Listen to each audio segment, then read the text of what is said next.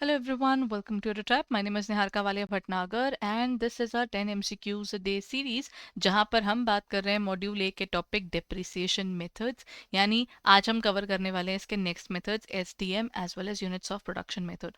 SLM और WDV का हम मेथड कवर कर चुके हैं, so we'll be covering the next methods for the day. Okay everyone, I hope आपकी प्रेप अच्छी चल रही है और अगर अभी तक आपने हमारे कोर्सेज रिव्यू नहीं किए हैं सो इस समय हमारी सेल एक्सटेंड हो गई है, but again this will be ending on 30th। So जल्दी से if you are planning to purchase our courses तो टाइम मत लगाइए और जल्दी से हमारे कोर्सेज परचेज कर लीजिए। आपको कोड क्या यूज़ करना है, कहाँ जाकर देखिए, वो आपको मिलेगा, सब मैं एंड में बताऊंगी, बट अदरवाइज edutap.in पर जाएंगे तो आपको वहाँ पर हमारे कोर्सेज की पूरी डिटेल मिल जाएगी। और अगर आप कोड ढूंढ रहे हैं तो कोड होगा फेस्टिवल 80। तो जल्दी से जाकर हमारे कोर्सेज को अगर आप परचेज करने का सोच रहे हैं then just do not wait and use the code festival 80। ठीक है, so let's continue further everyone. ये रहा आपका first question. It says in the sum of years digit method the total depreciable amount of an asset. अगर हम कोई asset लेते हैं the cost minus residual value is apportioned across the useful life of the asset. The apportionment is based on fraction where the numerator represents the remaining useful life in a given year. ये एक तरह से पूरा formula उसने बता दिया, ठीक है। And the denominator represents the sum of all digit of useful life. This method ensures, ये इन मेथड इंश्योर क्या करता है, sum of years digit method basically कहता है कॉस्ट में से जब आप डेप्रिसिएबल वैल्यू माइनस करोगे तो जितने साल the number of years left वो आपके ऊपर आते हैं और नीचे हम लेते हैं सम ऑफ ईयर्स डिजिट, यानी कितने साल बाकी होते हैं एक पर्टिकुलर प्रोडक्ट। जैसे मान लीजिए मेरा एक एसेट है, मेरा 5 टेबल्स मतलब एक टेबल 5 साल के लिए यूज करना था। टेबल नहीं, एक मशीनरी बोल देते हैं, ठीक है। तो मशीनरी का फर्स्ट ईयर, मशीनरी का सेकंड ईयर, मशीनरी का थर्ड ईयर, फोर्थ ईयर और फिफ्थ ईयर। तो आप ना ये सारे डिजिट्स को जब ऐड करोगे जो बनेगा ना वो आपका सम ऑफ ईयर्स डिजिट कहलाता है, ठीक है। ये बना 15, ठीक है। तो अब यहाँ पर अगर आप लिखोगे तो आप बोलोगे सम ऑफ ईयर्स डिजिट 15 है। अगर पहला साल की बात की जाए तो भी 4 साल बाकी हैं कि 5। अगर हम साल की शुरुआत कर रहे हैं तो भी 5 ईयर्स बाकी हैं, तो number of years left in the beginning of that specific year मानते हैं। तो इस तरीके से हम निकालते हैं ये। वो कहते हैं ये मेथड इंश्योर क्या करता है, equal depreciation charge every year. नहीं, इसमें इक्वल डिस्ट्रीब्यूशन नहीं होती है, रहता higher depreciation in the initial year and gradually reducing the subsequent years. That make sense, क्योंकि जितना जितना प्रीवियस आपकी डेप्रिसिएशन माइनस होती जाती है उतना ज़्यादा ये वैल्यू कम होती जाती है। और यहाँ पर ना आता है द टर्म सैल्वेज वैल्यू, ठीक है, स्क्रैप वैल्यू जिसको हम बोलते हैं। Then lower depreciation initial years कभी भी नहीं होता। लोअर डेप्रिसिएशन आपको इनिशियल ईयर्स में मिलती नहीं है, क्योंकि वैल्यू ज़्यादा होती है तो वैल्यू ज़्यादा मिलती है। No depreciation charge in the final year of assets life. नहीं, अगर उसकी सैल्वेज वैल्यू तक आप रीच नहीं करो तो जितना उसका बन रहा होगा हो सकता है बने, हो सकता है ना बने। तो ये ना एक सेंस नहीं बनाता। तो इसमें एक ही पॉइंट है जो शोर शॉर्ट है, वो है आपका बी, ठीक है। Now comes a company purchases machinery for rupees 1 lakh with its residual value of 10,000। अच्छा एवरीवन, ये मेरे को पता है 1 लाख का है और उसकी जो रेजिडुअल वैल्यू है वो कितनी है, 10,000 की। तो आपकी डेप्रिसिएबल वैल्यू निकल आएगी। अब क्वेश्चन क्या कह रहे हैं, using the sum of years digit method calculate depreciation for the first year. First year यानी अब याद रखिए 5 ईयर्स की इसकी यूजेज है, तो पहले 5 साल बाकी हैं, फिर 4, फिर 3, फिर 2 और फिर 1, यानी 5 years are left in the beginning of the life of that asset, then 4, then 3, then 2, then 1। then what you can do is this makes 6, this makes 6। अगर आप कैलकुलेटर यूज नहीं करो तो this is 12 and 3 15। तो यानी 15 years आपके 15 आपका सम of year digit बना। और क्योंकि पहला साल है तो अभी पूरे के पूरे 5 ईयर्स बाकी हैं। सो कहना इसे यहाँ पर आएगा 90,000 into 5 divided by 15। So all you need to do is आप नॉर्मल इसमें कटिंग कर दीजिए तो दिस गिव्स यू 30K, है ना। तो मेरा आंसर आएगा ए, 30,000। मैंने जो पीछे फॉर्मूला बताया वही इस्तेमाल किया। कॉस्ट में से सिर्फ सैल्वेज वैल्यू या रेजिडुअल वैल्यू या स्क्रैप वैल्यू जिसे कहा जाता है वो माइनस की, जितने साल बाकी हैं divide by SYD। The answer is a. A company purchases machinery for 1 lakh, residual value आपका ये सेम क्वेश्चन ही है, केस स्टडी के फॉर्मेट पे दिया हुआ है। अब वो बोल रहा है कि calculate the depreciation for the third year.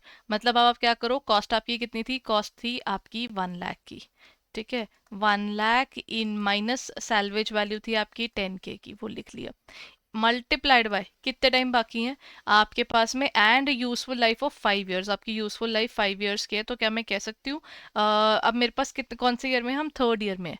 अब depreciation for the third year अगर आपको निकालनी है, कितने साल बाकी हैं, फर्स्ट ईयर में 5 बाकी हैं, सेकेंड में 4 बाकी हैं, थर्ड में 3 बाकी हैं, तो this is 3 divided by 15, so this gives you 3 5s are 15 and this is basically 90 divided by 5, तो दिस हैज टू बी 18, है ना। The answer is D. अब ध्यान रखना है आपका ईयर कितने बाकी हैं यूजेज के, और divided by SYD। Under the production method of depreciation, the depreciation charged is based on the actual use or output generated by the asset rather than the passage of time। ये time पर base नहीं होते, ये कह रहे हैं कि ये ना एसेट की कितनी प्रोडक्शन आप कर रहे हो, उसका यूनिट कितना, उस पर डिपेंड करता है। This method is particularly suitable in cases of, ये कहाँ यूजफुल है, the benefits from an asset are uniform, जहां पर यूनिफॉर्म हो वहां तो यूज ही नहीं होगा, ये तो प्रोडक्शन की बात कर रहा है ना। अब जैसे मेरा लैपटॉप है, ये यूज हो रहा है या मेरे कोई भी इक्विपमेंट, मान लीजिए हमारी जब क्लासेस ज़्यादा हैवी होती है तो लैपटॉप पूरा पूरा दिन यूज़ होता है, जब हमारी क्लासेस कम होती हैं उस टाइम हो सकता है may be 7 hours, may be 4 hours use हो, इट विल वेरी, तो कहना है say the same depreciation has to be charge every year for some reason, that won't make sense ना, मतलब ही नहीं बनता, जितना यूज़ हो रहा है उतना ही डालिए उसको डेप्रिसिएशन में।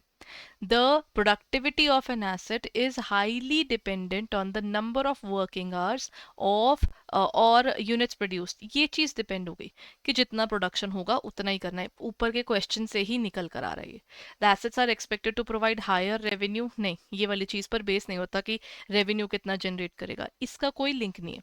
The organization wants to allocate equal depreciation, नहीं, अगर इक्वल करना चाहता है तो वो SLM यानी straight line method, previous class का जो था उसकी बात कर रहे हैं। अच्छा, अगर आपने ये टॉप पॉइंट्स नहीं किए और आपको लग रहा है कि मैम मैं थोड़ा सा अनश्योर हो रहा हूँ या अनश्योर हो रही हूँ, तो ना नीचे संकल्प की एक वीडियो की डिस्क्रिप्शन गिवन है, आप उस वीडियो पर जाकर वहां से इसका थ्योरेटिकली पूरा पढ़कर फिर यहाँ पर आ सकते हैं MCQ की प्रैक्टिस करने। ठीक है, now the question says machine is purchase for 4 lakh with scrap value of 40,000, so it's cool, अगर मेरे पास 4 लाख की मेरी मशीनरी है और 40,000 हमारी स्क्रैप वैल्यू है, उसकी जो estimated useful estimated total production capacity उसकी 1,80,000 है, मतलब जो भी निकल कर आएगा, 4 लाख कितना आया, 3,60,000 आया, 3,60,000 हमारी टोटल डेप्रिसिएशन बुक करनी है, और इससे निकलेंगे टोटल 1,80,000 यूनिट्स। ठीक है, तो एक यूनिट की डेप्रिसिएशन आ गई, और कितने बनाए, if the machine produces total 30,000 units in the first year, तो आपके प्रोडक्शन मेथड में क्या हुआ, so this is actually 18 into 2, तो ये 30 इंटू 2, ये आएगा 60,000। सो इन दिस केस ये देखिए ये है, इसका मतलब क्या था, जितना मैं प्रोड्यूस करूंगी उतनी ही डेप्रिसिएशन लगेगी। जब मैंने बनाए ही 30,000 यूनिट, पर यूनिट मेरी डेप्रिसिएशन आई 2 रुपीज, बस मैंने उसी के हिसाब से चार्ज कर दी। दिस मेक सेंस, दो इनकम टैक्स डिपार्टमेंट इसको रिकॉग्नाइज नहीं करता, इनकम टैक्स डिपार्टमेंट कहता है या तो WDV यूज करो या फिर SLM यूज करो, और सही बताऊं ज्यादातर WDV यूज होता है। ठीक है, then this is A. The cost of machine of 2,50,000 with the residual value of 10,000 and estimated output, similar question everyone, estimated output दी हुई है कि देखिए एस्टिमेटेड है कि 2,50,000 की हमने मशीन खरीदी, कहते बेचेंगे तो 10K तो निकल ही आएगा, और हम टोटल आउटपुट कितनी बना सकते हैं इसकी, 1,20,000, और अभी हम कितनी units, if the machine produces 45,000 units in the first year, तो हमारा वर्क कैसे चलेगा, so this is going to be 2,40,000 divided by 1,20,000 and this is multiplied by 45K, तो ये कितना आया, दिस इज 2 एंड 90 आ गया इसका आंसर। ठीक है ना। अब देखा, ये सिमिलर क्वेश्चन ही है, सिर्फ सोचने की बात है कि आपको लगता है कि न्यूमेरिकल बड़े मुश्किल है, फॉर्मूला तो सेम ही चली जा रहा है, जितनी आपकी रेजिडुअल वैल्यू बनती है उसको माइनस कर दें, आपका जो डेप्रिसिएबल वैल्यू बनी टोटल उससे डिवाइड करेंगे हम कितने यूनिट ये बना रहे हैं, एक यूनिट की डेप्रिसिएशन निकली, बस मल्टीप्लाई कर दिया और खत्म। The sinking fund method is particularly suitable when, sinking fund method कहाँ पर सूटेबल रहता है? देखिए सिंकिंग फंड वहाँ अच्छा रहता है जहाँ पर ना हम कहते हैं कि मेरे को ना कल को नया एसेट भी तो बनाना ही है ना, तो मैं इसी डेप्रिसिएशन का जितना पैसा बनता है उसकी मैं सेविंग्स कर दूं. The asset has negligible value at the end of its life. The replacement of the asset requires a large amount of money. The organization prefers to accumulate it gradually. The asset is expected to generate fluctuating revenue each year, and the asset's useful life cannot be estimated with certainty. Sinking fund वहाँ use करता है जब हमने कुछ time बाद नया asset replace करना है. तो नेग्लिजिबल वैल्यू वाला तो डेप्रिसिएशन की बात ही नहीं हुई. एलिमिनेशन मेथड पे आ जाते हैं ना, फ्लक्चुएशन वाली बात भी ये नहीं करता. और ये कहता है कि जब एस्टिमेशन ही नहीं हो पाएगा फिर डेप्रिसिएशन और कोई भी मेथड आप यूज ही नहीं कर पाओगे. ठीक है, तो बेसिकली यहाँ पर आप ना रिप्लेस करने का बात करते हो तो आप कहते हो धीरे धीरे करके पैसा सेव कर लेते हैं, so that at that point of time we can switch over और हमको सेविंग से पैसा ना निकालना पड़े. हेयर कम्स द क्वेश्चन, अभी हम ये रिवाइज करके आए हैं. The formula to calculate the depreciation for any year under sum of year digit method, एक चीज याद रखनी है, sum of year digit method है तो यानी आपके डिनोमिनेटर में आपको पक्का sum of year digit method दिखेगा. तो किस क्वेश्चन में है? इसमें तो नहीं है पॉइंट, इसमें भी नहीं है, इसका लग रहा है क्योंकि एस्टिमेटेड यूजफुल लाइफ को पिक कर रहा है और मुझे दिख गया यहाँ पर सम ऑफ ईयर डिजिट मेथड. अगर आपने ये नहीं किया हुआ है तो बहुत अच्छी बात है, आपको ये क्वेश्चन देख के ही समझ में आ जाएगा कि यही इसका फॉर्मूला है.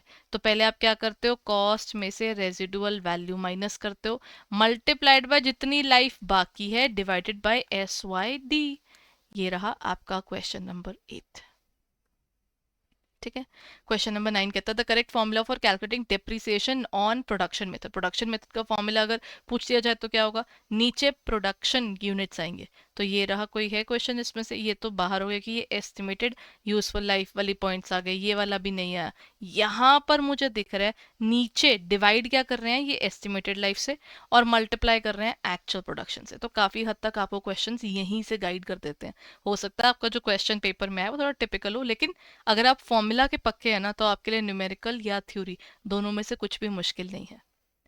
Then comes the next point. An organization uses SYD for costing 80,000. उसका अच्छा चलिए ज़रा देखें, 80,000 की वैल्यू है, स्क्रैप वैल्यू उसकी 50 है, लाइफ उसकी 4 years की है. Management wants to understand the disadvantage of using this method compared to SLM.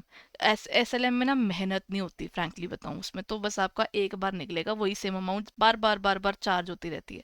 तो इसका डिसएडवांटेज क्या होगा, depreciation remains equal every year which mismatches actual usage. ये प्रॉब्लम एसएलएम की है, इसकी नहीं है. The method is not accepted under accounting standards. Accounting standards में आई वोंट से ये बिल्कुल नहीं मानते. ठीक है, depreciation ignores the residual value, ये तो वो इग्नोर नहीं करता, तो ये तो गलत ही है. प्रॉफिट्स में be understated in the earlier year due to higher depreciation. ये आपको ना ऑलमोस्ट सब में मिलेगा. WDV में भी ये प्रॉब्लम है और इवन SYD में भी ये प्रॉब्लम है, क्योंकि आप इनिशियली जो है, क्योंकि लाइफ ज़्यादा लंबी होती है उस टाइम पर, या WDV के अकॉर्डिंग आपकी वैल्यू ज़्यादा पड़ी होती है, तो ना इनिशियल डेप्रिसिएशन ज़्यादा होती है और बाद में कम होती है. तो उस हिसाब से ये इसका आंसर है, डी बनता है. ठीक है, जो बी है ना कि ये मेथड एक्सेप्ट नहीं किया था AS के अंदर, वैसे तो ये ना आपके जो मेथड्स थे जब AS 6 हुआ करता था तो उस समय पर तो उन्होंने इस मेथड को भी उसमें डाला हुआ था, तो ऐसा नहीं था ये मेथड एग्जिस्ट नहीं करता या एक्सेप्टेबल नहीं, बस हाँ इनकम टैक्स डिपार्टमेंट इसको यूज नहीं करता, ये एक साफ सी बात है. बट इसका क्लियरेस्ट आंसर इज डी. ठीक है, so this is it for the day everyone. I hope आपके लिए सेशन बेनिफिशियल रहे, और अगर रहा है तो प्लीज़ इसको लाइक ज़रूर कीजिएगा और शेयर ज़रूर कर दीजिएगा. और हमारा शुभ नवरात्रि ऑफर चल रहा है, it has been extended till 30th. Please जल्दी से हो सके तो इसी पर्टिकुलर टाइम पीरियड में अपने लिए आप अपने कोर्सेज परचेज कर लीजिए. यूज़ करना है आपने क्या code, festival eighty, and you can get at 80% discount test series पर भी और हमारे कोर्सेज पर भी. जाना कहाँ है, एक बार आपको हमारी वेबसाइट ले जाती हूँ. हमारी वेबसाइट का नाम है edutap.in. All you need to do is जल्दी से वेबसाइट पर चले जाइए, दैट इज edutap.in. और जैसे ही आप उस पर जाएंगे वहाँ पर आपको कोर्सेज में दिख जाएंगे हमारे कोर्सेज, ठीक है। So this is what you can find ये स्पेसिफिक कोर्स के अंदर। यहाँ पर देखिए, यहाँ पर टेस्ट सीरीज आपको अवेलेबल है, मास्टर कोर्स आपको अवेलेबल है, and at the same time अगर आप कॉम्बो में जाएंगे तो हमारा सुपर क्रैश कोर्स भी लॉन्च हो चुका है। तो जल्दी से इसको लेना चाहे तो यूज़ करना है आपने सुपर क्रैश कोर्स के लिए JIB 80 और बाकी सबके लिए फेस्टिवल 80। एंड अगर आप हमारा टेस्ट सीरीज अकेला बाय करना चाहते हो तो याद रखिए आपको यूज़ करना है कोड टेस्ट 80। अगर आपने मास्टर कोर्स या सुपर क्रैश कोर्स दिया हुआ उसमें टेस्ट सीरीज ऑलरेडी इंक्लूडेड है, फुल लेंथ और यूनिट वाइज दोनों उसमें इंक्लूडेड है, ठीक है। तो आपको कंसेप्चुअल क्लासेस भी मिल रही है, नोट्स भी मिल रहे हैं, सुपर क्रैश कोर्स लाइव है और मास्टर कोर्स आपका रिकॉर्डेड है। All these things are available on our website. So जल्दी से हमारी वेबसाइट पर जाइए and prepare well everyone. All the very best for your examination and start preparing properly right now, because अब तो बहुत काउंटेबल डेज रह गए हैं। Thank you, bye bye and take care.